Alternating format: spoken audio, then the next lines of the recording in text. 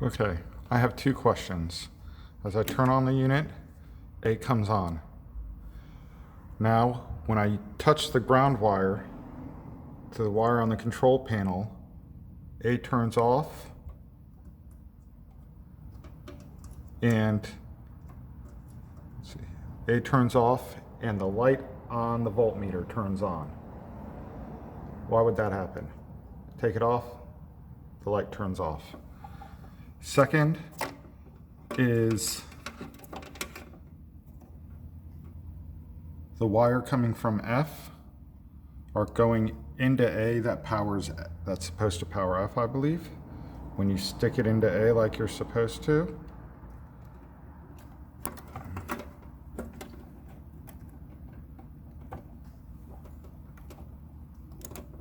A turns off and on. And you can see the power kind of flickers in F.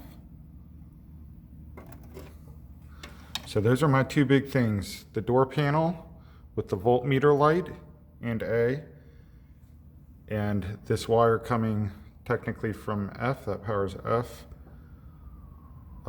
turning A off when it's lit.